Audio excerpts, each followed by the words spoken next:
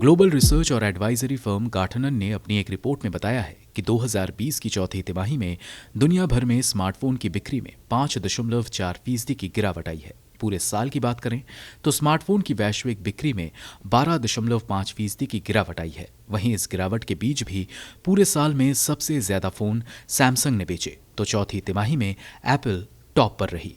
दक्षिण कोरिया की company Samsung ने 2020 में स्मार्टफोन की सालाना बिक्री में 14.6% की गिरावट दर्ज की। हालांकि पूरे साल में 2.53 लाख से ज्यादा फोन बेचकर कंपनी दुनिया की सबसे बड़ी स्मार्टफोन विक्रेता बन गई। इसे क्षेत्रीय स्मार्टफोन विक्रेताओं जैसे कि शाओमी, ओप्पो और वीवो से कड़ी प्रतिस्पर्धा का सामना करना पड़ा, क्योंकि ये ब्रांड वैश्विक बाजारों में मजबूत पकड़ बना रहे हैं। 2020 में टॉप 5 कंपनियों में एप्पल और शाओमी ही ऐसी कंपनियां रहीं जिन्होंने स्मार्टफोन की सालाना बिक्री में बढ़ोतरी दर्ज की।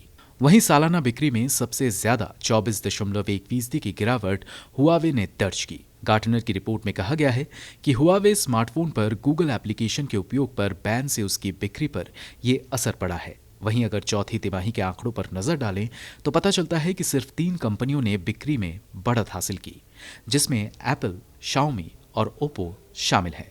चौथी तिमाही में दुनिया भर में 3.84 लाख से ज्यादा स्मार्टफोन बिके।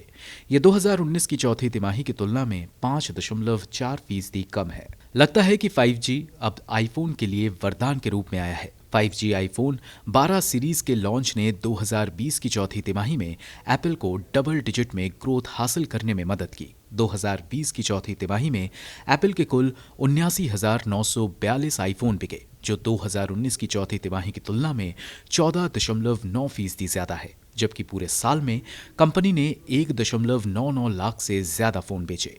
रिपोर्ट के मुताबिक चौथी तिमाही में एप्पल सैमसंग को पीछे छोड़ते हुए सबसे बड़ी स्मार्टफोन विक्रेता कंपनी बन गई। आखिरी बार एप्पल 2016 की चौथी तिमाही में सबसे बड़ी स्मार्टफोन विक्रेता थी। गार्टनर के senior research director Anshul Gupta ने कहा कि 5G स्मार्टफोन और लो टू मिड बजट स्मार्टफोन की बिक्री ने 2020 की चौथी तिमाही में बाजार में गिरावट को कम किया। महामारी के कारण उपभोक्ताओं ने गैर जरूरी खर्चों में कटौती कर दी थी, लेकिन 5G स्मार्टफोन और प्रो कैमरा फीचर्स ने कुछ यूजर्स को नया स्मार्टफोन खरीदने या वर्तमान स्मार्टफोन को अपग्रेड करने के लिए प्रोत्साहित किया।